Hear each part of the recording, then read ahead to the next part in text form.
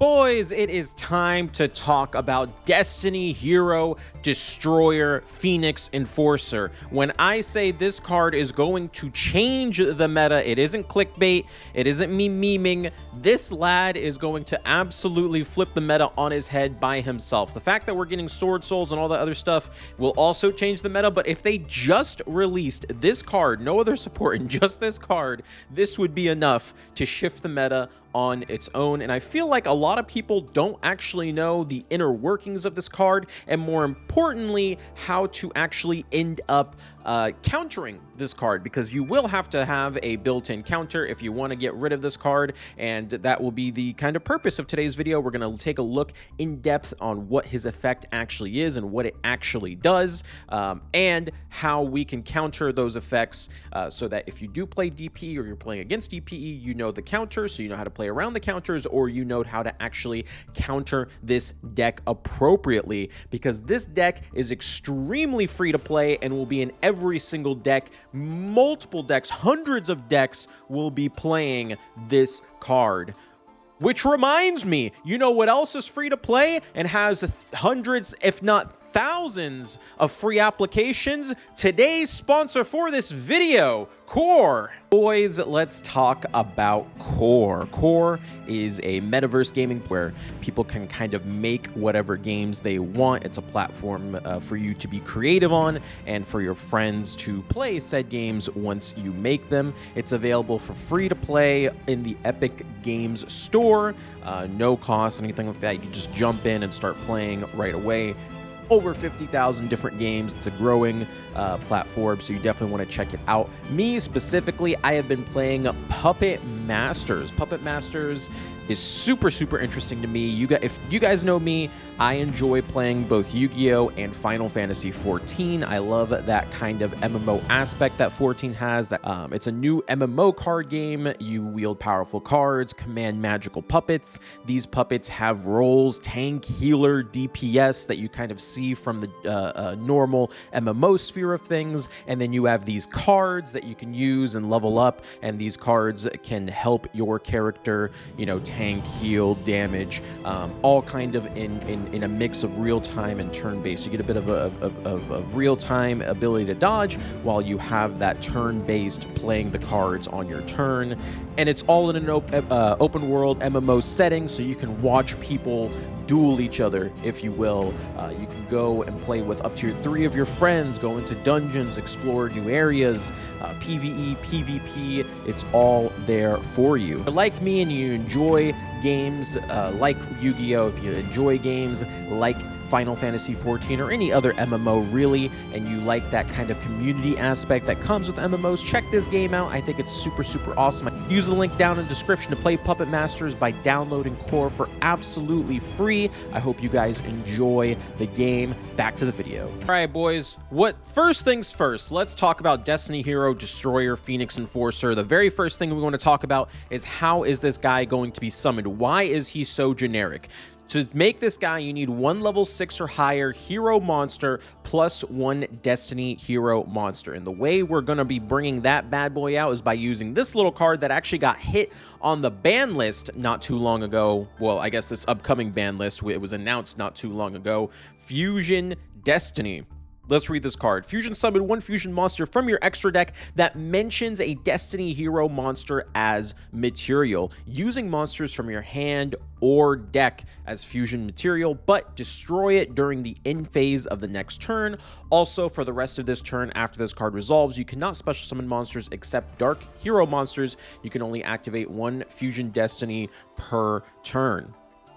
Now, this card is going to be used with Anaconda Vert. Anaconda Vert, you pay your life points, you send this card away from your deck, and you're able to just activate it right away. The reason I say this combo is even stronger is because normally with something like Dragoon, stronger than Dragoon, that is Dragoon, you're playing the Dark Magician and the Red Eyes, and those cards are generally useless. However, the heroes that you'll be playing, usually people play things like Destiny Hero Dasher as their level 6. This card once per turn, you contribute, that's irrelevant. What's relevant is This one here, while this card's engraved, when you draw a monster during your draw phase, you can reveal it, special summon it. This card can be must be in the graveyard to resolve this effect. That's a good effect in itself. And then, of course, Celestial, you can banish in a Destiny Hero to draw 2 cards. So the Destiny Heroes, they have applications. There are other Destiny Heroes in the game as well.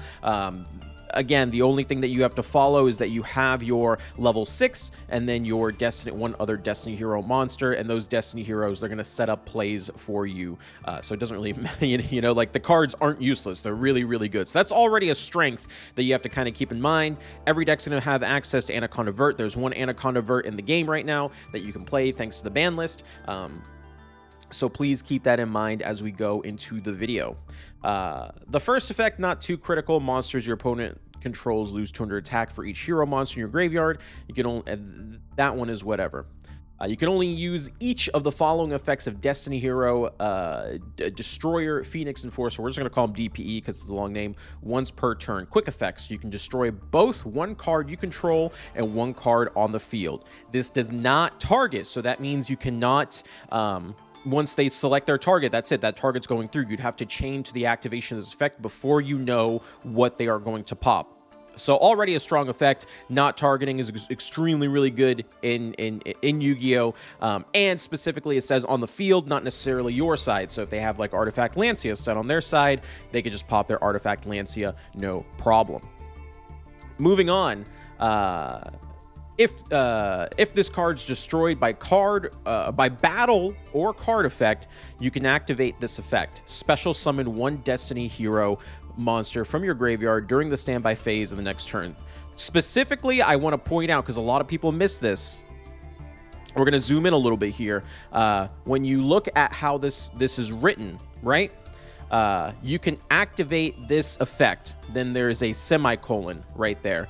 So the way Destiny Hero Enforcer works is when he is destroyed, he activates, and then the lingering effect, if you will, is that he will resummon in the standby phase. When he goes to resummon in the standby phase, you cannot chain to that. So if you want to counter this card, you have to do something to it before the next standby phase, or you will miss your opportunity to actually stop this card. I know that's a little weird to kind of think about, but think of it this way. When he is destroyed, so cards that would activate to stop his effect from activating during the damage step won't work, because if you swing into battle phase rather, won't work because he's activating when he's destroyed, right? So things that cannot activate in the damage step can't be used against him, making him a little bit even stronger than when we first thought, right? But when he is destroyed either by card effect or by battle, that's when he activates. And then nothing happens until standby phase. Boom, he's on the field. No chain link started. He just shows up on the field. The way it worked in my head is, you know how when you destroy something non-targetedly, right? It just kind of happens on resolution. It's similar to that. Not exactly the same, but it's similar to that, where he's already activated his effect. He's not activating again the standby phase. He's just going to show up when he's ready to show up. So there you go. You know? Now, how do we stop this absolutely disgusting card? There's a couple ways. Number one, the card specifically has to be destroyed. So if we hit him with the Lava Golem, if we hit him with the Kaiju, if we hit him with the Super Polymerization, these cards remove DPE without having to actually destroy it. And that is a critical part. He will not get his effect to activate if you are able to stop him before he is able to actually use his effects. So there you go. That's number one. Kaijus, we're definitely going to be seeing more of them to permanently get rid of those DPEs without actually destroying them, thus causing him to infinitely keep reviving himself. We don't want to deal with that. We also have, the most common way, just banish it. Forehead, just banish it. DD Crow, we all know, is a fantastic card. Quick effect, you can send it to the grave and banish at any point. So even if the card gets destroyed, its effect will activate and they'll get their summon, but they'll have to summon Dasher or Celestial or a different Destiny hero because now Phoenix Enforcer is banished thanks to DD Crow. You get him out of there, you don't have to worry about that. Of course, DD Crow is also searchable in decks like Tri-Brigade, so, you know, for all the Tri-Brigade players that want to hang on to Tri-Brigade, this is going to be a fantastic choice. Also, for this meta specifically, I mean, with like Benton to 1, if you banish Benton with, you know, with DD Crow, you automatically win that matchup as well. I personally think this is one of the better options you can pick up, just because there's going to be so many strategies where one well-placed DD Crow, boom, just annihilates your opponent.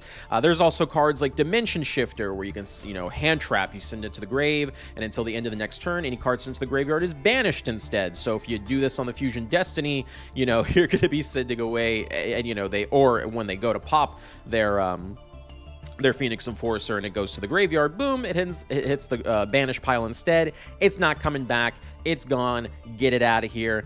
There's also the Dimensional Barrier. Declare one monster type, Ritual Fusion Synchro Xyz. For the rest of the turn, neither player can special summon monsters declare type. Also negate the effects of all monsters that type while they're on the field. You declare the fusion type, boom, no fusion monsters, we're good, no problems, GG's, we're good to go.